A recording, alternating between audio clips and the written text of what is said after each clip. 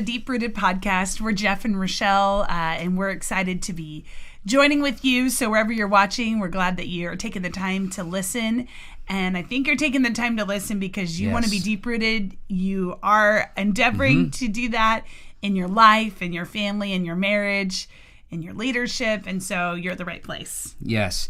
So today we're talking about an issue people often come and ask us about family, about marriage, and they'll say, hey, what do you guys do? How do you, and then, fill in the blank. Yeah. And so today we're coming at you with a big practical. Yes. A very so big this practical. is like uber practical. Yes. Of course, we'll talk about scripture. We'll talk about some reasons. And we're going to talk about some statistics. But really what spurred us on even talking about the practical is just several people in my life have said, hey, please share some practical things. So here it goes. But also I had an interesting conversation with a mental health professional several days ago, Christian mental health professional, and we were just chatting about, they've been in this field for like 20 years. So we were just chatting, and it really became this interesting conversation. Wow. And one of the big things, she works with adolescents and kids. And one of the big things she said that she's noticed is that parents will come and say, my kid's anxious, my kid's depressed, my kid's has ADHD. You fill in the blank. I mean, there's lots of whatever we could put there. Yeah. And they will say to her, we need to medicate the child, like immediately. And she'll get, hold on, you're like going to like step 10. And one of the first steps is her meeting with the student. And she'll meet with the student and she'll be like, okay, there's maybe some things happening here, but we don't need to go to step 10. I want to talk about, what are you eating? What are you doing at home? What are some of your routines? And I think that applies here. We're going to talk about a real practical routine, but if you do the research, has incredible benefits. Oh my goodness. So that's what we're talking about, the power of the family dinner. Yes, I'm excited. And I'm excited if to talk your about mouth the power started watering already, like maybe you're hungry, that's okay. Eat a snack while you listen, because we might even talk about food in here. But really the power of the family dinner. And I love this because I think many times what people want is a really quick fix, quick and easy fix. And I think this is a really easy fix, but it's not quick. Not a quick. I like how you say that because this is very practical, something you could do. Like today. But it's... like you could just do it today. You could do it today. But it's not quick. And I like that because this is something we cultivate, not just something we throw in the oven. Yeah, okay. Are you like doing analogies on cooking? Speaking in metaphors here. I'm like, are we crock potting? Like, I don't know. Yeah, but it maybe is more like a crock pot. Yeah. Really, what I mean by that is this is easy. I'm not, we're going to talk about, are you talking about food? Sort of. But what I'm really saying is this is a habit that has to be cultivated like 5 out of 7 days a week. And it can't just be for a season. Like this is like, this is a lifestyle. We should repeat that because you say 5 to 7 days out of the week. I think, can I just do one? Can I just, maybe here this, and there? if you're, this is a like 90% of the time, this is how your life is. I will say for us, I really think it's like 99% of the time what we do. And we're going to talk about that. Maybe we should just talk about that right now. We're going to go into what is the family dinner, what are some benefits of that, the statistics, which are astounding. We're going to talk about that here in a minute. But what I'm really talking about is as a family, so there's 5 of us in our family. We have a mom, a dad, and 3 kids. And that for us, it's literally like 99% of the time we are eating dinner together at a table. Like sitting down at a table. At a table. With no electronics. Yeah. With no electronics. with no electronics. Like the kids don't have an iPad. The kids don't have, I don't know, a tablet. Our kids don't have phones. Check out a couple episodes ago. You'll get why. And I try to be, personally, this is me for me. I try to be very intentional about me. I'm not checking. I don't want to check email. I'm not saying I've never done that. But right, but this is a concerted effort. Yes. And it's like, this is a time. So, and where does this occur? A lot of times this occurs at our home, but this can occur also at restaurants. We like to go out to eat, but we are sitting together, not even in the same room with separate agendas. So that is what this is. And so that may be shocking to some, because when I read the statistics, if you're watching, it may not be shocking because maybe you're already doing this, but it's still informative for you to understand that that over half of kids are rarely sitting down for a family dinner with their family. I don't know what to say and about the that. statistics go up, especially in adolescent years, which to me, I'm going, those are the times when they probably need it more. So I can already hear some of the objections, and I want to hit that really quick before we even talk about the benefits. And the question really is, why should I rearrange my schedule? And before we even answer that, it's like, yeah, it's going to require planning and rearranging. That's why it's not quick. It's a fix, but it's not quick. Well, and it's like not every easy. day. Yeah. So our kids are involved in a lot of things. Probably if I sat here and labeled it off, you might be like, okay, they're involved in too much. And you might be right. I have a motto, go heavy or go home. So I like to live that in life. We do like to live that. Sometimes I'm like, why do I live that? Why? No.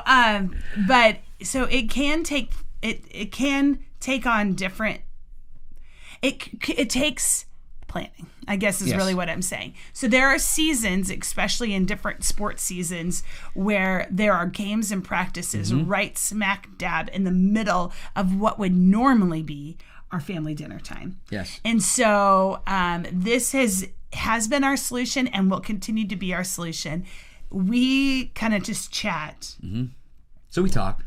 And we plan. That does. That takes. It does. And planning. I'll say, okay, hey, this person has this and this person has that, and you have a meeting at this. So it looks like we're going to have to move dinner to 4:30. Or sometimes we're going to have to move dinner to 7:30. Yes. Like, I would love to eat at like 5:30 every day. And there are seasons when we can do that consistently. But there are times when there's different ball practices and different meetings and things are busier. And so we have to switch the time. But I think that is what is key, is not abandoning the value, even if you're having to change the time in which you're eating. That is a huge thing, because what we're talking about is a huge, you said it, lifestyle change. But that lifestyle change requires incredible flexibility. Right. Now, okay, we're going to sit down at 5:15 or 5. Well, sometimes it's not. No, it depends on the season of life. It depends on what's happening. So we have to be flexible. So this is countercultural because honestly, and I guess that's probably a theme of our podcast. If you want, I mean, it really is. But this is not running through the drive-thru and everybody's scarfing down dinner. Now, I'm not saying to never do that, but I am saying 5 out of 7 nights you're sitting down and you're having the family table. This is not grabbing pizza and one person going into their room and another person going in front of the TV to watch something. That's not family dinner. Yes. Family dinner is no distractions, sitting down, and it does not have to be hours on end. It can be the amount of time that you take to eat, but it's a constant. And and what happens in that is when I believe we can build spiritual resiliency in kids. Yeah, and, absolutely. I don't know. Do you want to share just a little bit about that? I do. So why should we arrange our schedule? Number one, this spiritual resilience. And you say, what can food have to do? What does sitting down for a family dinner have to do with spiritual resilience? Well, there's a pattern. Everything. There's a pattern in Scripture that there was a lot of stuff done over meals. Jesus taught his disciples over meals. I mean, there's a lot of occasions that happen over meals. I like one person I read, I can't remember who it was, talked about how it's so important that we can attach to others. In this context, it's our family over dinner, but the goal is it's not about the food. We're not attaching to the food. Yeah. We are having relationship with each other, but also what we're doing is we're building a relationship with Christ. It's over dinner where we don't plan it out, but we answer some theological questions that our kids will just all of a sudden have. There's a whole lot of dinners where nothing maybe spiritual is talked about. Yeah, but Deuteronomy, I love Deuteronomy chapter 6. Talks about walking in God's ways, training up children in the way they should go. Our last podcast. It talks about impressing them on your children. When you rise, when you go to bed, when you're walking on the road. And I think implicit in that is throughout the entire day, which would include, in this case, the family dinner. That is a moment that your kids, I think your marriage needs. It's a constant where it's a stop in the day, it's a pause in the day, and literally there are spiritual things that happen. There are teaching moments. There are questions our kids ask that we talk about over. I think there's something about dinner where people just let down their kind of let down their guard. You're sitting, it's done, your day is coming to an end, and you can reflect upon it. I think also it's like really interesting because the verse says, talk about this. Talk about God's laws. Talk about God's things when you're doing this, Well, the reality is that many families are, and just like because of how our society is and what we do, I mean, we're not spending the entire day with our families. They're going off to school or work or things like this. This is the coming together. Yes. These are the times to do this. And, obviously, a family is made up of individuals, but we don't need to be individualistic at the expense of togetherness. Oh, that's good. And so I think that this is like a built-in come together, and these are like milestone markers.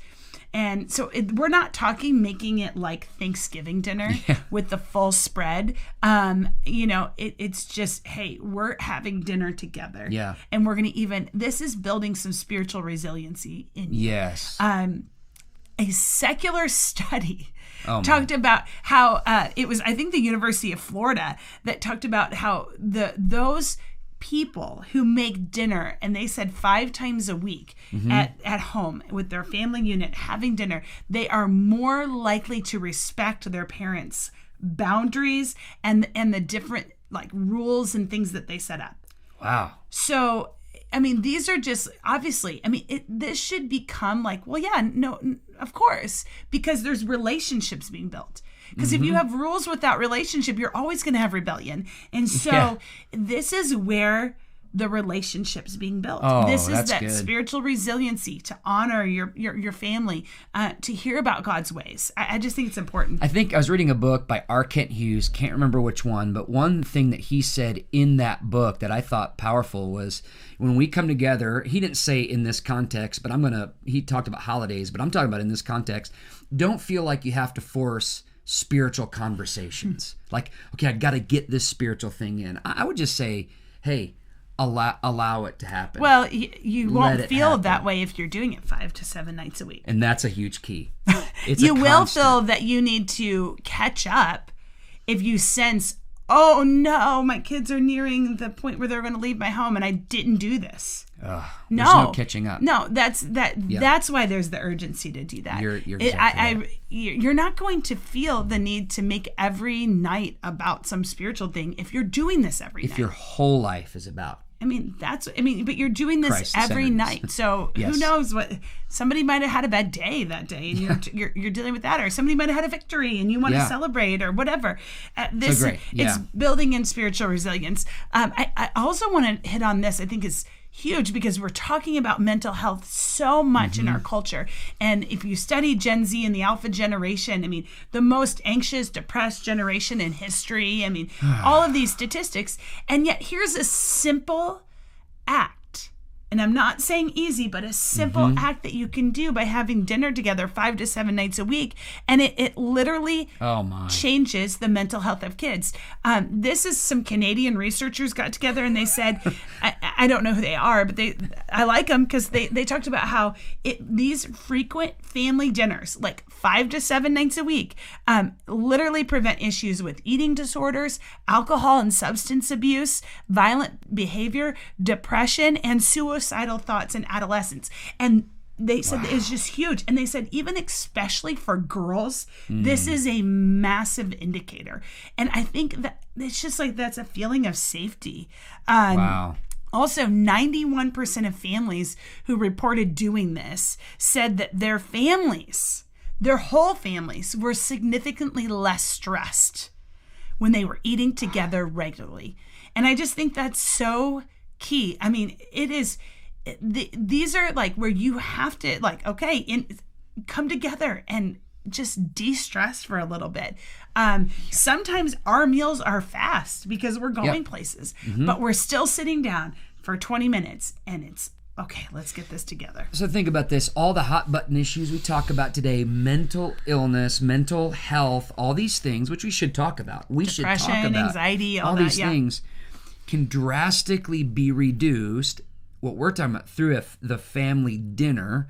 So rather than rushing, like you talked about earlier, rushing to the prescription, rushing to the, hey, let's fix the symptom, let's put something in our life that's constant 5 to 7 times a week that has drastic results in this area of mental health. I think that's huge. And these next two points go exactly along with you cannot separate your mental health from your physical health and your mental health from your spiritual health or your emotional. They're all so connected. But having meals together, just simple fact, is physically better for you. I mean, most likely, unless you're just warming up TV meals or something, which I would not promote. It's full of sodium and all of these things. But just come up with simple things to feed the family. Yeah. But they're going to be healthier because you're making them maybe with real ingredients. So have a salad and some chicken and I don't know, a vegetable, and then boom. I don't know. I mean, it's just even just for your physical well-being, and I don't know. I mean, again, secular researchers, can't remember the study right now, have said that childhood obesity decreases significantly just by eating at home, just by family dinners. And how about saving money? Hello, family. I'm looking at my kids going, we're not going out to eat all the time because going out to eat's costing us $100 every time. Yeah. And so just even the fact of saving money. But one of the things that I think is really key, because it relates to our last podcast, if you didn't hit the markers of maturity, I think it was the one we just did before this, family meals really encourage emotional maturity within kids. Yeah. Why? Because they're not behind an iPad or they're not looking at a phone or whatever, but there's engaging and looking adults in the eye, talking to their parents, learning how to have a conversation, maybe talking about current events, maybe talking about things that will make them think a little bit. And so these are really, I think, key points that kids can grasp on to a whole lot. I mean, I remember as a kid being at dinners and stuff and my parents talking about money and finances, and I'd be I don't really know what they're talking about, I don't know, interest rates or whatever, and I'm I don't understand that, but I started to gain knowledge because I started to listen. Yes. To things that even seemed beyond me. I think that's key, just life, God how made to do family. life. One of the huge things about family, again, it's intergenerational. And so children learn from the parents. There's vibrancy when there's kids around. And so I think that's huge, that just sitting down at dinner. I remember as a kid as well, hearing about, things that, about my parents working and stuff that I have Cold War. I have no clue what they're talking about. But it's important for kids to be able to be conversant in these things, to be able to sit down, to be able to just have fun. Like you said, look people in the eye. It's just emotion, it works and it helps with emotional maturity. I mean, so powerful. The family dinner, the power of the family dinner. Well, and this, I mean, God set this up for families to be together, not to just like share a physical home. Yeah. Like, this is how we mature. Yes. This is how we as parents mature by, interacting. And I think one of the objections, I mean, we talked about a little bit of the objections of like schedules never going to work. I would just challenge you, make it work. Figure out a way. Like, maybe that means eating later or earlier, or maybe it's like somehow, I don't know how you would do this, but maybe it's like breakfast or, I don't know. Yeah. Like, figure out a way to have the family meal together. Yes. And the other thing I think would be a huge objection would be, oh, that's easy for you to say, but I have young kids. I mean, like, I have a baby. I have a toddler. Can I tell you, that is how they learn. Yes. Like, I know that it might seem overwhelming. And I remember many family dinners, like years of family dinners where it felt like I never sat down. Like, we even joked at times. I thought Rochelle would never sit down. Seriously, I like, thought there was we a time, joked about it. Like, I'll give you my seat because you're not sitting down. And it's because like I was feeding one and like going over and grabbing like an extra roll for the other, because I mean, like, what's a dinner without carbs? And I'm keto baloney. That's a whole. I mean, seriously, like, you need carbs. I mean, you need carbs to be happy. Within. Well, I bet you there's a reason. There is probably a study that you could do with that. But wow, we got off. But like, I'd be feeding one or like getting another, or like maybe like certain things I didn't get done all at the same time. So I was like, okay, we're gonna have the chicken and the sides are gonna be here in a second. Like, I don't know. I remember with small kids, it felt like I never got to sit down, but we were all in the same room. Yes. And probably everybody else was sitting down, and I was doing so. I was filling waters. I don't know, but it still mattered. Oh, absolutely. Like, it doesn't have to be idealistic like you would see on TV. Like, it just doesn't. But you're teaching your kids. I mean, I just think that's how my kids have learned to sit at tables. Yes. Like, I just think of like in our denomination or whatever. We're not a denominated fellowship. We've had dinners with like the superintendents, a couple of them I just remember like the former superintendent, he's now gone to heaven. He came to our house. And I remember being like, oh my goodness, we have like a 3-year-old and we're going to be sitting with this person. And, like, I'm like, but they sat. Yeah. And, I don't know if they tried to feed him spaghetti. Like, I don't remember it, but they sat and ate spaghetti. Yeah. But okay, just take that, and there's others. Just memories we're making with our kids where we're like, our kids are going to be with us. We're not going to relegate our kids somewhere in another room. They're going to be with us. I guess they made memories. There was conversation that happened. We brought our kids into that conversation, not thinking, well, they can't. We expect our kids to rise up. Yeah. A couple notches. Just it's about maturity. I've had to welcome out from the table and to give a little talking to at times, but that's part of learning. I think that calls them higher. Yeah. As a kid, I loved being called higher. Anyway, so yeah. You loved it. I loved it. Yeah. Well, now here's the deal. There's the power in the family dinner. Yes. And I just hope this would encourage you even to think about it. Maybe you're just like, we're rocking this. And you can high five your family and say, look, this is so important. Or maybe you're sitting here going, we've kind of let life steal this from us. Or maybe you never set up this, this pattern. I'd say it's never too late. Set up this pattern. Hey, try it out. Do it for a month. Say, okay, for a month, we're going to eat together. No electronics. We're going to talk. See what happens. Let us know the results. We'd love to hear about it. Oh, we'd love to hear about it. And go ahead and share this episode as well. I tell you what, I want to get this out. I want people to hear just the power of the family dinner. If you haven't, take a moment to subscribe to this as well. Yes, please do. Whatever platform you're listening on. Subscribe to that, share it, rate and review. There's power in this. But can't wait to see you right here on the next episode, right here on the Deep Rooted Podcast. Until then, we will see you later.